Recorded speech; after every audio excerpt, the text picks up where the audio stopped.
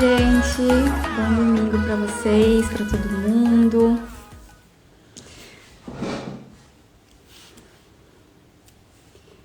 Bom, hoje o assunto da live é tenso, é sério, inclusive eu estou bem nervosa.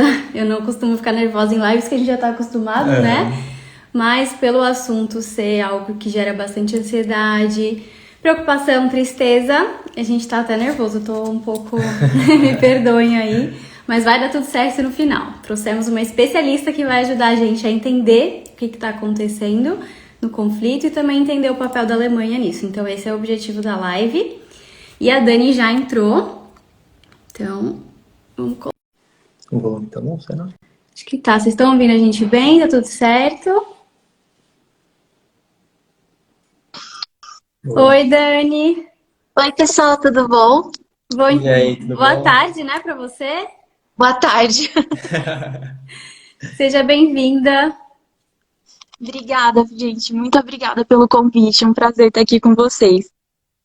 Obrigadão, Dani. A gente que agradece você participar aqui, não somente em nome do Fanny e Rafa aqui, mas de todo mundo que acompanha aqui a nossa comunidade da Alemanha e tudo mais. Eu sei que estão surgindo muitas dúvidas nesse momento, então vai ser de utilidade pública essa live aqui para todos os seguidores e todas as pessoas que conseguirem assistir esse vídeo. Obrigado mesmo de disponibilizar seu tempo, principalmente no domingo, né? Que geralmente é o dia que a gente relaxa e tudo mais. Mas infelizmente o momento pede. Então, primeiramente, né, queria te dar as boas-vindas e pedir para você se apresentar aí brevemente para os nossos seguidores que ainda não te conhecem. Claro, bom, meu nome é Daniela, eu sou brasileira, formada em Relações Internacionais pela Universidade Federal de Uberlândia e atualmente eu sou mestranda em 2 programas, então eu sou mestranda aí no Brasil no programa de pós-graduação em Relações Internacionais Santiago Dantas, né, que é um programa conjunto entre o Unicamp e o Unesp e PUC São Paulo, e também sou mestranda no programa internacional Erasmus Mundus, né, no qual eu sou bolsista. O nome do programa é Central and East European Russian and Eurasian Studies. Então, é um programa que vai cobrir mais estudos regionais, né, sobre toda a Eurásia, leste europeu, enfim, toda essa região que a gente entende, né, como região pós-soviética. E por conta desse programa internacional, atualmente eu moro em Almaty, no Cazaquistão, onde eu venho desenvolvendo minha pesquisa sobre Ásia Central, Rússia, China, toda essa galera. Nossa, então o Putin tá te incomodando aí faz um tempinho, né? Nos seus estudos. Faz um tempo que ele não sai da minha cabeça. Sim. Bom, Dani, para começar, eu acho que a gente podia falar um pouquinho sobre o começo do conflito, né? Porque para muita gente ainda é um pouco desconhecido. A gente sabe que vem aí há de 8 anos essa história, desde 2014. Mas se você puder explicar aqui pra gente, que nós que somos leigos mesmo, não trabalhamos nessa área, um pouquinho do começo disso tudo, a gente vai ser muito grato. Claro. Bom, então vamos começar por 2014, né? Que eu acho que é um evento central para a gente entender tudo o que está acontecendo. Então, lá em 2014, a Ucrânia teve eleições presidenciais, né? Até 2014, desde sua independência, a Ucrânia vinha sendo historicamente governada por presidentes, por governos que eram pró-Rússia, né? Então, que não tinham um projeto tão sistemático, tão bem organizado de aproximação ao Ocidente, à União Europeia, à OTAN, né? Então, lembrando que desde 91, mais ou menos, né? Quando a União Soviética se desfaz e todas essas 15 repúblicas começam a existir como 15 repúblicas independentes, cada uma precisa perseguir suas próprias políticas internacionais, né, e entender como se recolocar dentro da política internacional, como se relacionar com outros países, né, uma vez que até então tudo vinha sendo feito através do poder das instituições soviéticas, né, e vinha seguindo uma lógica política muito específica. Então, quando tudo isso acaba, cada um desses países precisa reaprender como fazer relações internacionais e entender a quem se aliar, entender quais interesses perseguir, e a Ucrânia é um desses 15 países, né, que se vê nesse meio, nesse novo mundo, nessa nova ordem mundial, e tenta se colocar, né, em toda essa bagunça que foram os anos 90, né? E desde então, dadas, né, claro, dados os laços históricos entre Ucrânia e Rússia, os presidentes que vinham estando à frente da República Ucraniana eram muito mais favoráveis à Rússia, no sentido de que privilegiavam uma relação com a Rússia a detrimento de uma relação um pouco mais bem trabalhada, um pouco mais aprofundada com o Ocidente. Não significa que não haviam relações, é claro que sempre houve relações entre entre Ucrânia e Ocidente, entre Ucrânia e União Europeia, mas existia um alinhamento um pouco mais claro com a Rússia. Em 2014, vem à tona, né, a Ucrânia tem... E claro, tem algumas coisas que acontecem até aí, mas eu acho que seria muito para a gente cobrir aqui na live, né? Vou tentar simplificar. E aí, em 2014, a gente tem eleições na Ucrânia, e essas eleições elas vão reeleger, né? Vão eleger novamente um presidente pró-Rússia. E a população ucraniana e outros países, como Estados Unidos, por exemplo, começam a questionar o resultado dessas eleições, né? E aí a gente tem o que a gente vai chamar de Euromaidan, que é um movimento popular, claro, apoiado aí por alguns partidos, apoiado por vários grupos da sociedade ucraniana, que vão rejeitar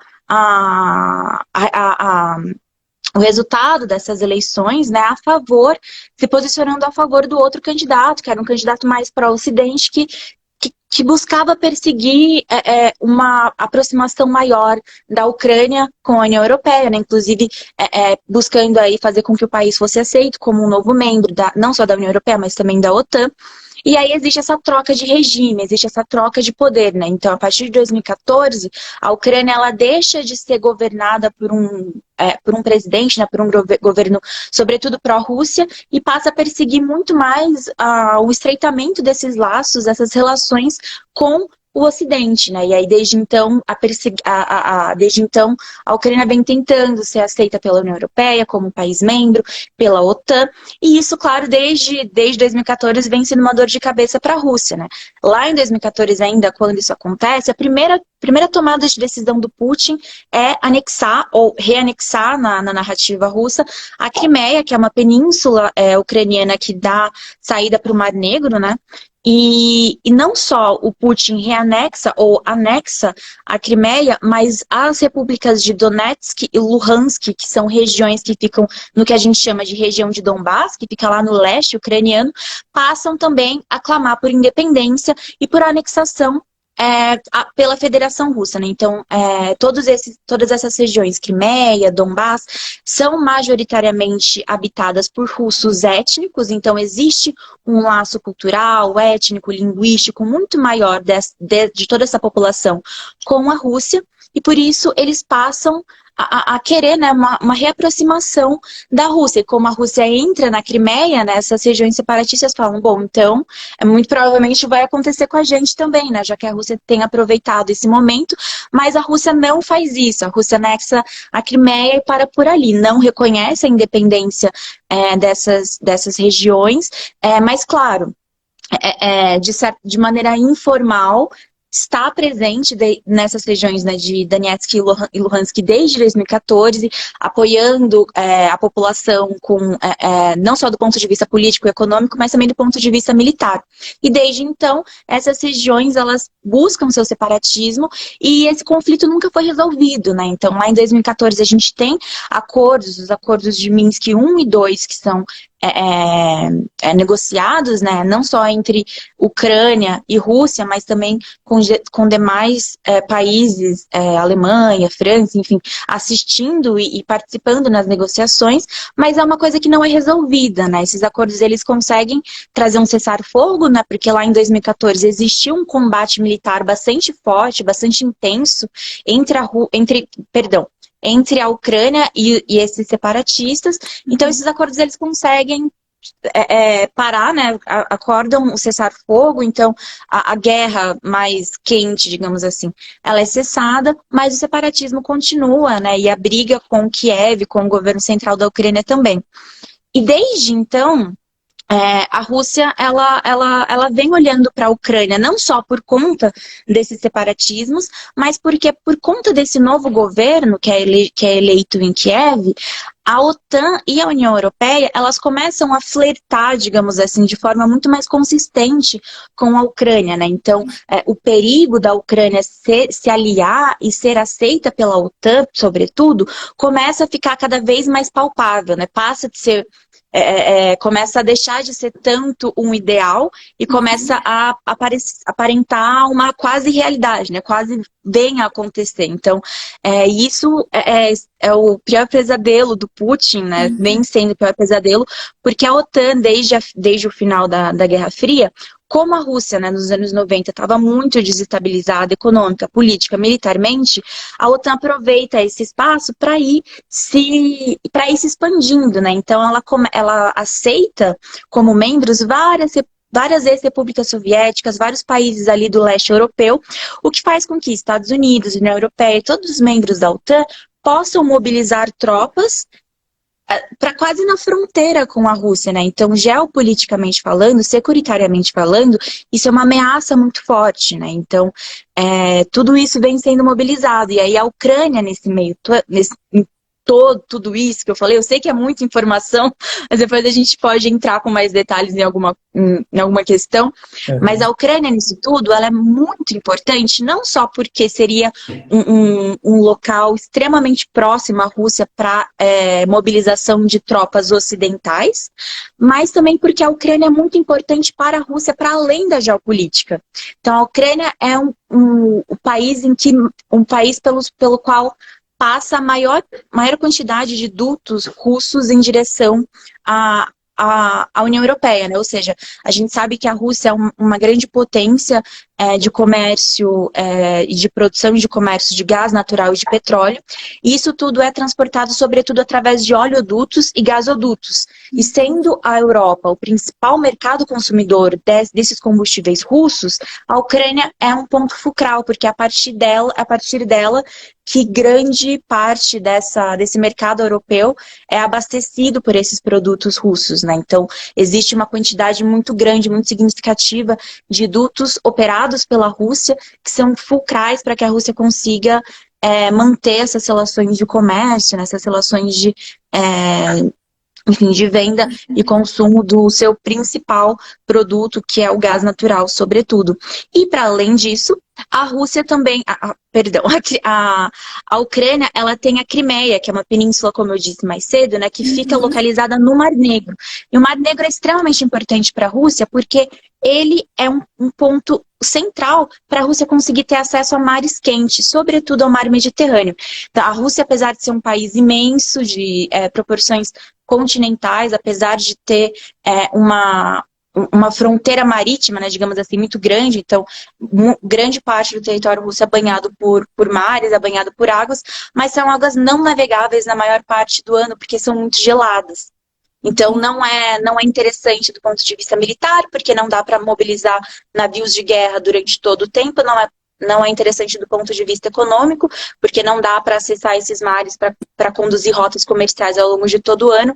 Então, é fundamental para a Rússia ter acesso ao Mar Negro, porque é a partir dele que ela consegue ter acesso o ano inteiro, o tempo todo, a águas navegáveis, a mares quentes. Então, tudo isso junto coloca a Ucrânia em um lugar muito especial, né, estrategicamente falando, para a Rússia. Então, ela é uma porta para a Europa, não só territorialmente, mas também maritimamente. Ela é um ponto, um nó importante do ponto de vista econômico-comercial pelos dutos russos que passam por ali, e ela é muito importante ideologicamente e politicamente, porque, segundo a narrativa histórica que embasa todo o entendimento político que o Putin tem a respeito da Rússia, ela é o berço da nação eslava, né? Lembrando que a nação eslava é a nação étnica russa, né? Digamos assim, em termos bastante coloquiais, mas o que o Putin ele fala é que a nação eslava nasceu na Ucrânia, e de fato isso é verdade, né? Lá no século XIII, lá no século XIV, a gente tinha a Rus de Kiev, né? Que era o nome que se dava à primeira comunidade politicamente organizada de povos eslavos, que viria a dar que viria a se desenvolver no que a gente conhece como Estado russo. E territorialmente falando, esses povos começaram a se organizar, esse proto-Estado nacional, né, começou a se organizar no território que hoje a gente conhece como Ucrânia, mais ou menos. Então, existe toda essa concepção ideológica de que são povos, não só povos irmãos, mas que são o mesmo povo, né? Por conta das suas origens históricas, por conta das suas origens étnicas. Então, o que a gente está vendo hoje é a junção de tudo isso, né? Então, é por isso que é tão complexo a gente tentar entender, porque não existe uma resposta única, né? Para a gente entender por que o Putin tomou a decisão que tomou. É um apanhado de tudo isso, é um apanhado dessa questão securitária, da questão econômica, da questão ideológica e étnica, e tudo isso se coloca, né? Tudo isso se sobrepõe atualmente justamente pelas tomadas de decisão, não só do Putin, mas também do Ocidente. Então, eu prometo que eu estou acabando de responder, gente, aqui é uma Imagina! pergunta Estamos aqui para muito aprender. desafiadora, porque é muita coisa. Maravilhosa. Porque uma coisa que é muito importante da gente entender sobre por que então Putin fez tudo isso agora, né, e não antes, eu acho que uma das respostas que a gente pode dar está na mudança de definição de política externa dos Estados Unidos e, sobretudo, da OTAN. Lembrando que os Estados Unidos é o principal país da OTAN, então, ainda que seja uma organização, uma instituição independente, ela é, de certa maneira, bastante alinhada aos interesses, sobretudo, dos Estados Unidos, né? Então, o que muda nos Estados Unidos muito provavelmente repercute em mudanças dentro da OTAN. E eu estou falando isso porque a gente não pode esquecer da troca de governo dos Estados Unidos, né? Então, o Biden, ele entra com uma proposta, com um approach, digamos assim, né? Com uma estratégia em relação à Rússia que é bastante, ao mesmo tempo, bastante semelhante, mas também bastante diferente do que o Trump vinha fazendo, né? Então, enquanto o Trump não era amigo da Rússia, mas, enfim, tratava o país com um pouco mais de parcimônia, o Biden, ele entra com uma política um pouco mais assertiva em relação à Rússia, né? Então, ele promove um discurso expansionista da OTAN de forma muito mais consistente, muito mais forte do que o Trump fazia, por exemplo, e isso começa a levantar várias bandeiras vermelhas para o Kremlin, né? Porque é justamente a arquitetura de um contexto securitário, militar e político que é totalmente oposto aos próprios interesses que a Rússia vem perseguindo já há algum tempo, né? De manter sua presença e sua influência entre as repúblicas soviéticas, de resgatar de resgatar o lugar de potência mundial que a Rússia teve lá no Império Russo, lá na União Soviética, e que perdeu, né, depois que o bloco comunista vem ao fim. Então, no meio de toda essa bagunça, no meio de todas essas variáveis que a gente tem que entender o que vem acontecendo agora na Ucrânia. Perfeito, Dani. Muito bom, muito bem explicado, Sim, nossa, né? muito bom mesmo. A gente ia até te perguntar sobre o estopim, assim, mas você já respondeu. Não teve um motivo único, foi todos esses motivos unidos à questão da troca de governo com os Estados Unidos, né? Então, não tem muito uma resposta do porquê essa semana, por que foi agora que ele... Eu acho que ele já estava se preparando, né, há bastante tempo ali. Uhum. Então, esperou o momento certo, né? Uhum. Bom, acho que a gente pode entrar um pouquinho na questão agora da Alemanha, recentemente, que a gente viu ontem, da Alemanha mudar um pouco a sua visão, enviar armamentos para a Ucrânia se defender. E também tiveram algumas sanções, né? Como você comentou, Dani, a Rússia é o principal fornecedor de gás para a União Europeia, então a Alemanha também teve a questão do bloqueio do projeto Nord Stream 2, projeto bilionário aí, um pouco polêmico aqui na Alemanha. Assim, agora a gente vai partir um pouco assim de previsões, digamos assim. Você acha que esse envio de armamentos da Alemanha para a Ucrânia pode ter algum impacto aqui para a gente? Bom, antes de responder exatamente essa pergunta, eu queria só fazer algumas considerações sobre a Alemanha, Claro. que eu acho que talvez possa criar uma base para a gente entender um pouco melhor o que eu quero dizer com a minha resposta. Mas como vocês bem colocaram, né, a Alemanha ela é muito importante para a Rússia, não só porque ela é parte da União Europeia, que é o principal mercado consumidor dos bens russos, mas pelo Nord Stream 2, né? Então, como eu disse no começo, nesse momento, a Ucrânia ela é muito importante para a Rússia, entre outras coisas, porque ela é via de passagem de muitos dutos russos ligados ligados à Europa. E o que é o Nord Stream? Ele é um projeto que constrói novos dutos com grande capacidade que não mais passam pela Ucrânia. Então, são dutos que partem da Rússia, passam pelo Mar Báltico e acessam diretamente a Alemanha.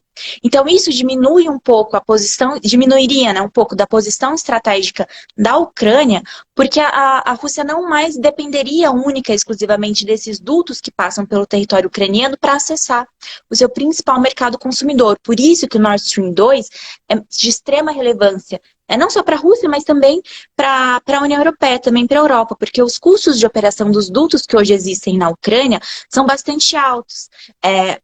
O funcionamento do Nord Stream 2, claro, é polêmico, a gente pode, qualquer coisa, entrar um pouco nessa polêmica mais para o final da live, mas ele é interessante do ponto de vista que ele consegue diminuir um pouco os custos de operação e transporte pela sua localização geográfica. Então, seria interessante para ambos, talvez um pouco mais para a Rússia. Eu acho difícil fazer essa colocação, mas assim, para a Rússia é muito interessante justamente para diminuir essa dependência desses dutos que passam pela Ucrânia e, claro, né, para conseguir transportar seus bens com um custo de transporte um pouco menor. Bom, a Alemanha seria o país, né, no qual esses dutos chegariam, né, o Nord Stream 1, Nord Stream 2, sobretudo. Por isso, a Alemanha acaba vindo muito à tona, né? Então, na época que esses dutos foram negociados, né, na época que o projeto foi lançado, a Alemanha foi muito criticada por muitos países, né? Foi extremamente polêmico, sobretudo por conta do que aconteceu na Ucrânia em 2014. Então, várias sanções foram impostas sobre a Rússia naquele momento, e aí a Alemanha vem e negocia esse duto.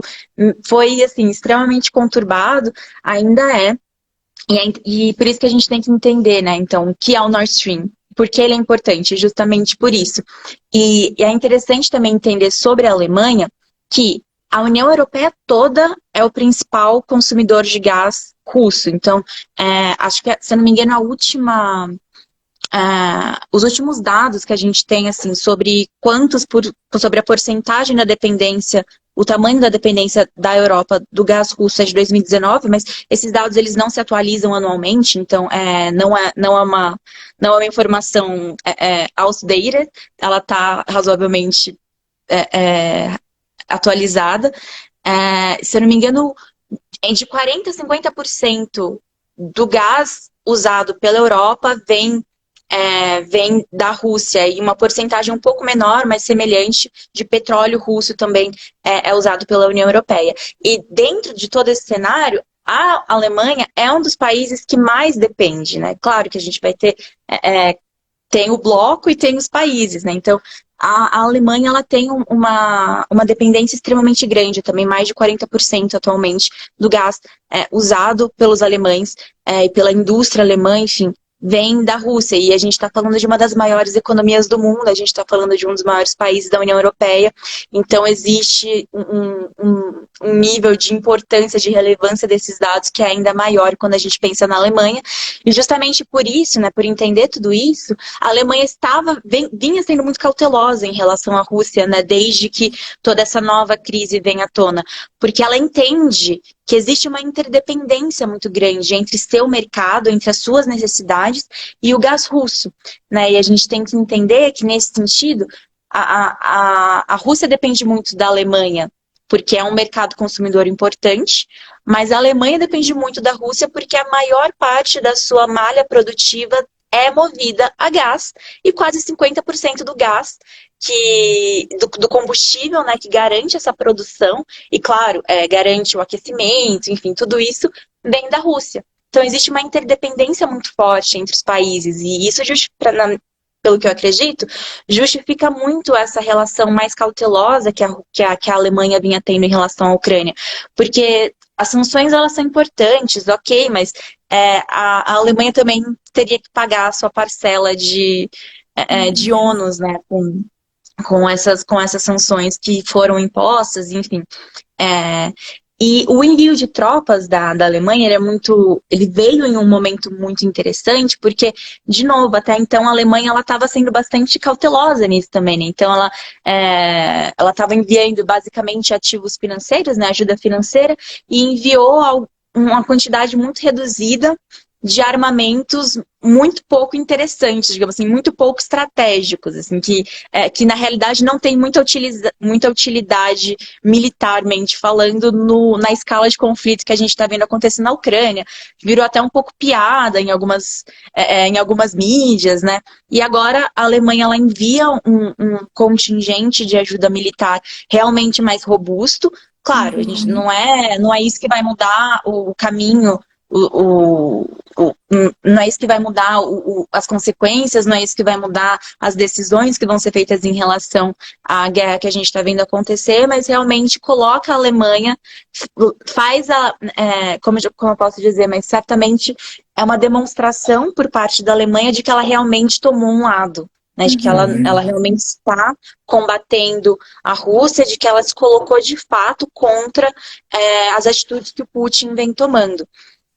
E o que eu acredito é que assim, a maior preocupação que não só a Alemanha, mas outros países europeus que tiveram a mesma postura devem ter é do ponto de vista econômico, né? Então, assim, é claro que a Alemanha ela tem suas reservas de gás e petróleo também, que estrategicamente vem fazendo já há algum tempo, mas é evidente, né, que a dificuldade de comercialização desses bens da Rússia para a Alemanha e da Rússia para a União Europeia como um todo acaba repercutindo no dia a dia das pessoas, né? Com certeza vai haver pressões inflacionárias, com certeza vai haver um certo desaquecimento da produção industrial, porque é inevitável, né? Por mais que hajam reservas, se você tem, se fica mais difícil acessar quem te vende tudo isso, fica mais complicado. E é claro que tem outros países, né, que também podem vender mais.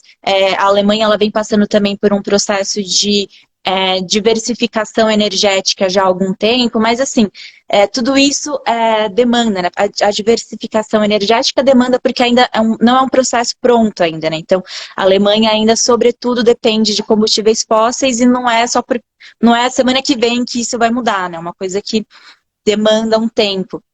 E ela pode vir a comprar, né, abastecer seu mercado de outros, a partir de outros países, de outros estados, mas isso com certeza vai vir acompanhado de preços mais altos, vai vir acompanhado não só pelo aumento de preços generalizado que a gente está vendo acontecer no preço do gás e no petróleo, mas também porque com certeza vai vir com um custo de transporte muito mais alto, porque, querendo ou não, a Rússia ela tem uma posição muito estratégica para a venda de gás e de petróleo para a Alemanha, né? Então, tudo isso junto, sem dúvida, vai trazer um certo ônus econômico para a Alemanha, para toda a população que vive no território alemão. Do ponto de vista securitário militar, assim, é óbvio que é uma guerra, a gente precisa prestar atenção, a gente precisa acompanhar, a gente não pode descartar nunca o pior cenário, né? Porque a gente precisa se defender. Eu acho que as probabilidades de que haja de fato um enfrentamento militar entre Rússia e Alemanha, ou então entre Rússia e OTAN, né, que aí viria com o apoio alemão também, são muito baixos, né? A Rússia hoje em dia, claro, tem suas reservas financeiras, tem suas reservas econômicas, tem um exército muito poderoso, mas eu não vejo a Rússia conseguindo manter esse conflito por muito tempo e não consigo ver a Rússia não só mantendo esse conflito por muito tempo, mas mantendo esse conflito, sustentando esse conflito contra um exército muito maior do que o exército ucraniano apenas, né? Então isso viria acompanhado de um ônus muito maior para o exército russo, para a economia russa. Então, do meu ponto de vista, a maior maior ônus, né, digamos assim, a maior consequência que a gente pode prever para a Alemanha, para a União Europeia como um todo nesse momento, é realmente o desaquecimento da economia, né, e tudo que vem atrelado a ele. Sim, exatamente. Não só essa produção industrial em massa que depende do gás, mas um outro exemplo que eu já percebi no fim dessa semana aqui no meu trabalho, eu trabalho com projetos automotivos, e a produção automotiva em grande escala ela é feita no leste europeu, na maioria das vezes Polônia, Romênia, e algumas montadoras que eu trabalho moveram a produção recentemente da Romênia para a Ucrânia, e recebemos pronunciamentos oficiais de que produções serão paradas, né, projetos temporariamente cancelados, então com certeza vai haver um grande impacto aí na economia. Não só pelo gás, mas vários outros fatores, né, Com certeza. dessas E produções. quando você fala da parte da segurança, eu até respirei aqui, quem for assistir a live depois, eu faço... porque a gente fica muito assustado, né? Cria um certo alarde, tem gente arrumando documento, passaporte, porque tem realmente muito medo de um ataque, né? E essa seria a minha pergunta para você, até eu sei que é impossível a gente prever alguma coisa, né? Mas assim, o Putin realmente seria tão doido a ponto de atacar um país da OTAN, né? Eu acho que essa que é a pergunta que a gente morando aqui, a gente está tão perto, Dani. Essa semana já chegou refugiados aqui da Ucrânia em Hamburgo, vai chegar mais, acho que já veio 4 levas. Então, pra gente, assim, eu acho que o pessoal no Brasil também está preocupado, mas a gente está aqui no meio de tudo isso, com uma empatia muito grande também pelo que está acontecendo, muito tristes por tudo. Mas também com medo, sabe? Então, acho que essa parte da segurança deixa a gente assustado. Mas acho que você foi bem clara na sua resposta e realmente queria te falar que você me tranquilizou, pelo menos por enquanto. Que bom. A gente não pode prometer nada, mas acho que você explicou de uma forma muito lógica, que realmente é o que eu acredito também, nesse momento, né? Mas essa é uma face da guerra que eu acho que só quem tá mais próximo, né? Eu tô no Cazaquistão também, então eu tô assim, prestando atenção em todas as notícias e calculando todas as possibilidades, porque a gente também estou extremamente próxima, né? É um país que é parte de alianças militares com a Rússia, né? Então a gente também, essa aflição, né? Essas emoções envolvidas, isso não dá para mensurar, né? Então a gente tenta se tranquilizar com a lógica, né? A gente tenta se tranquilizar com os dados, mas é extremamente, extremamente difícil. É uma situação muito desesperadora. Sim. Eu separei mais uma pergunta. Pode falar, desculpa. Vocês tinham... Não, acho que eu respondi, né, quando vocês perguntaram sobre o Putin, o que ele vem feito, e aí acho que vocês tinham perguntado sobre a Alemanha, né? Verdade, então tá tudo certo. Eu tenho mais uma que eu separei aqui, que hoje eu vi na CNN até Brasil, que os países da Europa Oriental, que são a Polônia, Estônia, Letônia, Lituânia, eles acionaram o artigo 4 da OTAN, né? E eu não entendi muito bem, né, como leiga. Eu entendi que o artigo 5 seria realmente entrar na disputa militar. Mas o que é esse artigo 4, Dani? O que isso significa? Bom, como você disse, né, o artigo 5, ele de fato prevê o enfrentamento militar, né, de fato, e o artigo 4, como, assim, claro, eu não lembro exatamente citá-lo no jeito como ele está descrito no tratado, mas ele é basicamente uma preparação para o conflito militar. Então, assim, ele preveria posicionamento de tropas, ele preveria movimentações militares, um pouco de maneiras, digamos assim, um pouco mais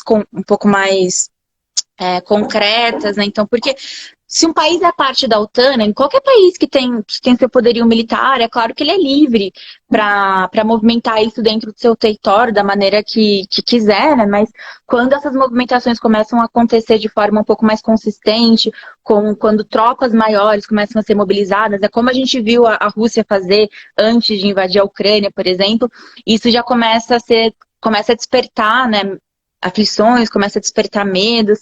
E o artigo 4, ele basicamente fala disso, né? Ele prevê essas mobilizações maiores de tropas ao longo de territórios, ele prevê o envio de tropas, né, a localização, a mobilização de tropas entre países da OTAN, né, porque sendo países todos membros de um mesmo bloco, a movimentação entre esses países ela é livre, mas ela, claro, precisa ser regulamentada, né, precisa ser feita de maneira de acordo com os itens do tratado. E o artigo 4 ele vai tratar mais ou menos disso, né, desse preparo militar pré-conflito, né, digamos assim, que esperamos que continue sendo pré-conflito, Uhum.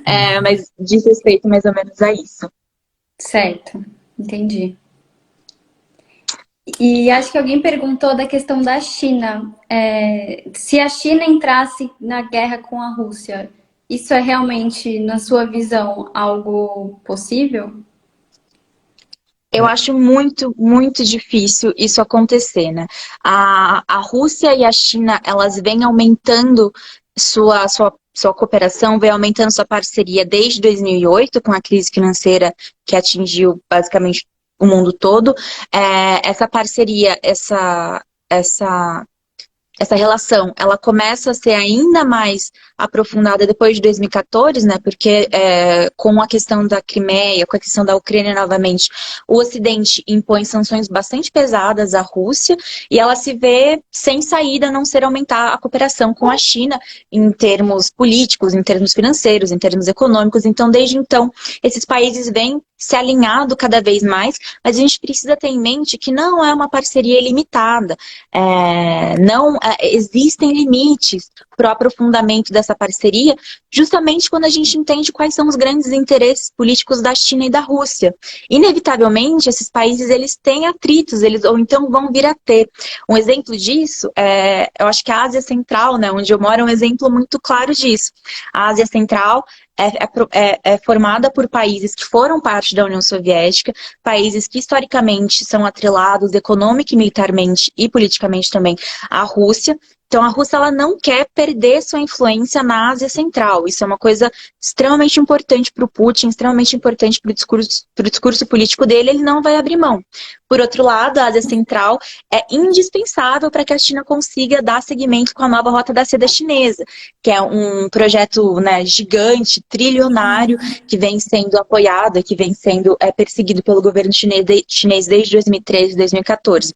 Então, como a China entra na Ásia Central e a Rússia continua na Ásia Central também. Então, existe esse futuro enfrentamento que a gente se pergunta, né? Então, acho que então, como que o Putin aceita a China entrando de maneira mais intensa na Ásia Central, sem diminuir a sua presença, sem diminuir a sua influência. Então, acho que, claro, isso é só um exemplo que eu expliquei de maneira bastante breve, mas só para a gente entender que esses países eles não estão alinhados irrestritamente, né? Não existe um alinhamento ilimitado. Existem, sim, questões que colocam limites, que colocam barreiras para o aprofundamento dessa cooperação. E no momento que a gente vive hoje, essa cooperação, essa relação, ela ainda não se desenvolveu em uma aliança, nas relações internacionais a gente vai chamar de aliança aquelas relações que de fato desenvolvem uma relação militar, né, em que um país sustenta o outro em incursões militares, em guerras, enfim.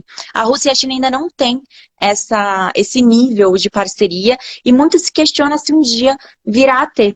Então, eu acho que a China apoiar a Rússia militarmente falando, em um conflito em escala mais ampla, digamos assim, eu acho extremamente difícil. De novo, em relações internacionais, a gente não pode nunca descartar nenhuma possibilidade, né? Mas eu acho extremamente improvável, até mesmo porque a China, ela tem uma condução de política externa, uma condução, um posicionamento dentro do sistema internacional que é muito peculiar.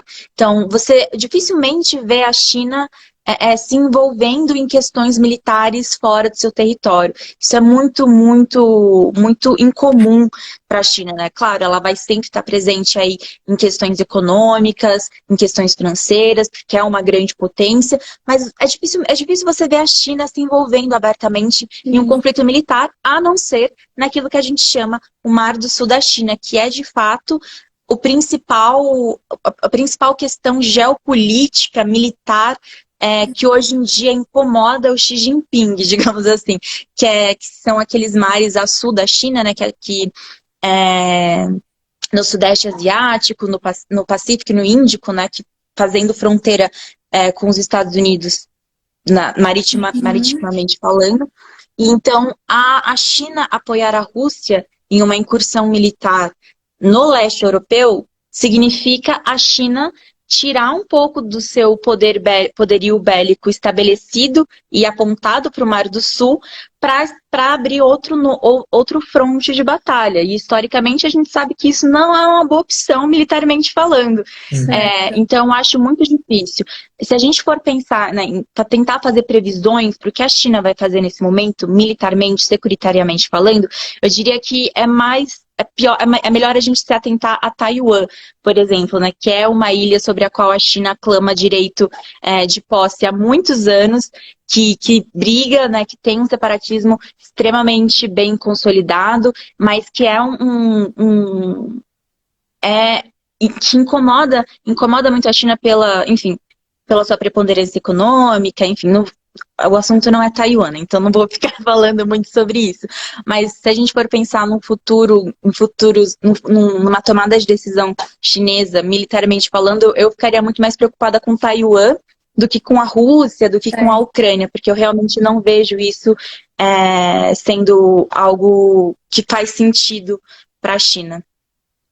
Perfeito. Ela não vai trocar o foco dela, né? No que realmente... Exatamente. Aí, assim, é claro que a gente tem visto a China ajudar, apoiar, de certa maneira, a Rússia economicamente, financeiramente.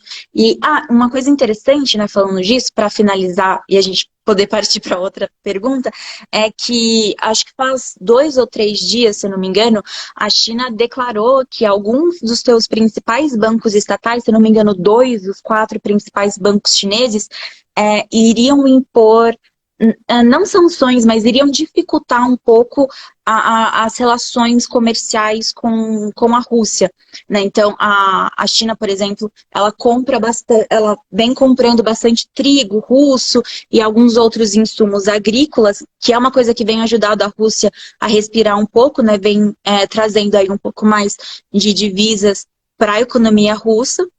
E a China declarou recentemente que vai diminuir um pouco essa compra, né? Vai impor alguns limites para esse comércio. É claro, ela ainda pode ajudar a Rússia de N outras maneiras e ajuda, mas eu acho que é uma tomada de decisão importante para a gente entender justamente que é uma parceria que ela é importante, ela é sólida, mas ela tem suas limitações. Perfeito. Certo. Tem mais alguma pergunta, amor? Não, agora a gente tem o quê? 15 minutos, né? Talvez se a gente tem uns 15 minutinhos finais, pessoal, para Dani também aproveitar um pouco do domingo dela. Então, se vocês tiverem alguma pergunta a mais... Teve uma pergunta aí que eu não sei de quem foi, mas talvez a Coreia do Norte não poderia ajudar a Rússia. Nossa! Acho que o pensamento da pessoa dá pra juntar 2 doidos no mesmo... Eu acho, assim, extremamente improvável, porque primeiro que a Coreia do Norte ela é uma grande incógnita, eu acho, né, para muita gente. Como é um país muito fechado, a gente não tem exatamente uma dimensão muito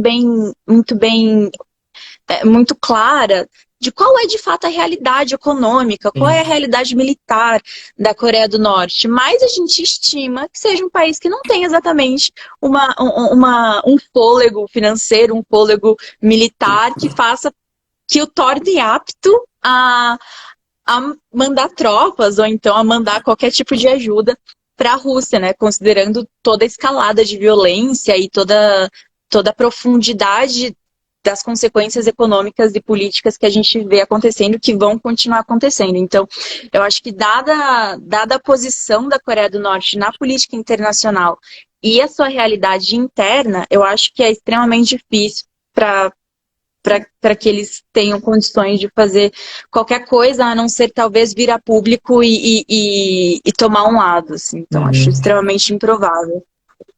Perfeito, Dani. Deixa eu ver aqui se tem mais alguma pergunta. Teve alguma sobre... Teve alguma sobre a questão da energia, né? Com o rompimento por enquanto, o bloqueio da energia da Rússia do gás, se existe a possibilidade da Alemanha religar a usina nuclear, religar as usinas nucleares. Eu acho que teve essa pergunta. Eu Se não acho, Beco Verde. eu também acho um cenário muito complicado, porque a questão da energia nuclear na Alemanha também é muito polarizada, né? Então, Sim. na época que desligaram as usinas, houve uma movimentação popular, sobretudo, muito forte. E pelo que eu, assim, claro, não sou uma especialista em política alemã, mas pelo que eu acompanho há algum tempo, eu acho que isso poderia.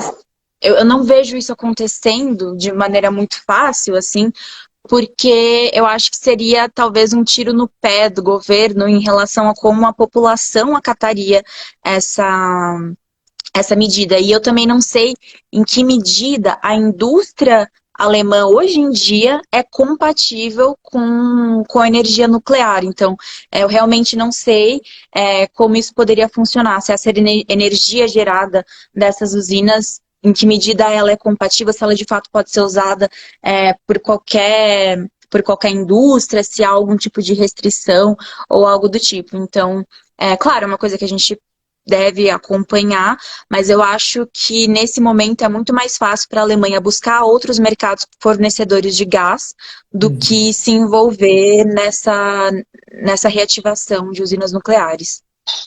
Certo. Sim. Você falou de nuclear, me lembrou de Chernobyl também, do que a Rússia oficialmente declarou que tomou Chernobyl, né? Você também tem alguma preocupação em relação a isso, Dani? Você acha que seria? Eu tenho bastante. O que eu acho, assim, inclusive, eu vi uma reportagem, acho que ontem, falando que os níveis de radiação em Chernobyl vem subindo, né, desde que a Rússia tomou a cidade. E, bom, eu gosto de pensar que o Putin não seria louco o suficiente para, de fato, usar isso como uma ameaça, assim, de fato levar a cabo a ameaça de fazer alguma coisa em relação às reservas atômicas que a gente tem, sobretudo do lixo atômico que existe em Chernobyl. O que mais me preocupa, de fato, é algum acidente vir a acontecer e isso, né, de novo a gente vê um acidente nuclear acontecer em Chernobyl, porque quando a gente tem tropas sendo mobilizadas, quando a gente tem uma guerra, é muito difícil você conseguir de fato defender criar uma defesa intransponível em alguma localidade. Então, o que mais me preocupa de fato é alguma eventualidade consequente do conflito acontecer onde não deveria acontecer. Entendi. Então, assim, não acho que a gente tem que se preocupar com o Putin ou com o exército russo de fato fazendo alguma coisa em relação a isso de maneira proposital, porque seria ruim até para a própria Rússia. Mas eu acho que a preocupação realmente vem de uma possível eventualidade, de uma fatalidade que possa acontecer. Certo. Sim. Bom, vamos encerrar com mais uma pergunta só que eu achei interessante da Paty Gonzaga, que foi o seguinte: aqui a gente escuta muito, né, declarações da Rússia dizendo que estão se protegendo dos neonazistas. Então, ela perguntou, Dani, a troca de poder na Ucrânia em 2014 foi de forma democrática? É verdade que esse novo partido que toma poder na Ucrânia é a extrema-direita neonazista? Certo. Bom, isso eu acho que isso é uma questão assim, extremamente espinhosa. E eu acho que tem duas questões que a gente precisa se atentar muito a respeito desse neonazismo da Ucrânia. A Ucrânia, de fato, tem um problema com a extrema-direita, com grupos neonazistas crescendo, ganhando expressividade política dentro de governo, dentro de partidos, conseguindo aprovar medidas a favor de seus próprios interesses, a favor do seu próprio discurso político. Então, isso é uma questão que, de fato, existe na Ucrânia. A gente precisa tomar muito cuidado, né? Nada que nenhum extremo assim, deve ser ignorado, né? Então, sem dúvida, é extremamente importante. E muitos não partidos, mas sobretudo desses grupos neonazistas, né, eles têm atuado de maneira bastante forte no leste ucraniano, né, próximo aí às fronteiras com as regiões separatistas. Isso é uma coisa que não acontece só de hoje. Mas, por outro lado, a gente também tem que entender que o Putin, a mídia russa, a narrativa do Kremlin, extremiza muito essa situação também para criar um discurso em que a ação russa sobre o território ucraniano seja legitimado. Então, assim, é um problema que existe, é um problema que a comunidade internacional inteira devia estar falando mais a respeito, mas também ele não chega ao nível em que o Putin fala que existe, né? Então, se a gente for levar ao pé da letra a narrativa oficial que vem sendo promovida pelo Putin, que vem sendo promovida pelo Kremlin já há algum tempo, parece que o país inteiro está na mão dos nazistas. E não é bem assim. O Zelensky é judeu. O presidente da Ucrânia teve familiares mortos em campos de concentração nazistas. Então, assim, você vai falar que essa pessoa é neonazista? Eu acho um pouco difícil. Então, assim, é preciso entender que existe sim esse problema, mas a gente tem que se questionar sempre em qual é, de fato, a expressividade dele. Lá em 2014, esses grupos neonazistas, sim, estiveram envolvidos no Euromaidan, então houve alguns enfrentamentos, alguns episódios mais violentos, mais tensos, digamos assim, na época em que o Euromaidan aconteceu, e muitos deles foram encabeçados por grupos neonazistas, sem dúvida. E eu acho que é complicado, eu acho muito difícil afirmar que a troca de governo de 2014 foi democrática ou não foi democrática, porque a Ucrânia é um país muito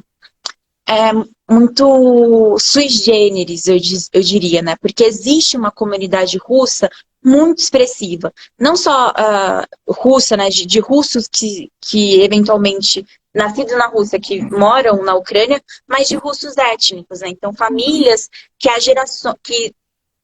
são russas, mas que habitam a Ucrânia já há muitas gerações. E a gente tem, então, é muito difícil tentar entender com precisão qual parcela da população ucraniana de fato é pró-russa, de fato é pró-ocidente, pensando sobretudo em 2014. Acho que agora, com tudo isso que está acontecendo, provavelmente exista, né, uma polarização muito da sociedade que muito mais facilmente possa vir a acontecer, né, visto o fato de que a Rússia está lá dentro, visto toda a guerra que vem ocorrendo. Mas em 2014, eu diria que não quero dizer que foi 100%, que foi totalmente democrático, no sentido de dizer que 100% da população ucraniana foi favorável à troca de regime, mas sem dúvida existia uma parcela expressiva que já há algum tempo vinha procurando um regime que não fosse tão alinhado à Rússia e que tivesse uma autonomia maior. Então não se trata nem de uma população que queria necessariamente ser pró-Ocidente, mas uma população que queria uma Ucrânia mais autônoma, que pudesse transitar entre Rússia e União Europeia livremente para perseguir os seus próprios interesses. Então, acho que tem várias facetas assim, de qual foi realmente o nível de aceitação popular e qual é agora qual mentalidade vem se formando de maneira mais forte entre os ucranianos com tudo que vem acontecendo. Perfeito, Dani. Bom, queria te agradecer muito pela sua disponibilidade, pela sua inteligência, pela sua eloquência a falar de todo esse assunto. Sua leveza até, porque é um assunto muito difícil, mas com seus estudos e seriedade, você trouxe o que a gente precisava, que todo mundo precisa saber, né? Não dá para fechar os olhos, mas também acho que não é um momento para entrar em pânico, e eu vejo muita gente entrando em pânico, e também eu acho que a gente tem que se acalmar, respirar. E a live é esclarecedora por isso, sabe? Então eu fico muito, muito grato a você. Muito grata a você, Rafa. Sim, demais. Obrigado, Dani. Falo aqui também em nome de todos os seguidores aí do Fanny Rafa. Tô vendo aqui só comentários positivos. Então, muito obrigado mais uma vez pela aula aí, pelas explicações. Foi demais. Vamos espalhar... eu que agradeço. Vamos espalhar amor, né, Dani? Espalhar energias positivas aí. Exatamente. Você tem mais alguma coisa que você queira dizer? Se você quiser divulgar as suas redes sociais, não sei se você trabalha com isso, se você... Qualquer coisa que Acho que não. Na verdade, assim, eu nunca fui muito de postar muita coisa nas minhas redes, sempre foi uma coisa mais particular, mais pessoal. Eu, né, venho sendo impelida a mudar um pouco o continue, formato tá? de tudo que Eu não tá queria falar nada, acontecendo. mas você podia continuar. Então, ultimamente eu tenho usado mais o meu Instagram também, mas assim, eu ainda tô me organizando para montar alguma coisa mais bem trabalhada, mas enfim, eu tenho usado principalmente o meu Instagram para tentar compartilhar um pouco do que vem acontecendo. A gente vem ver muita fake news rolando, né? Ou então muito sensacionalismo, então acho importante saber quais são as boas fontes, e é o que eu venho tentando divulgar na medida do possível.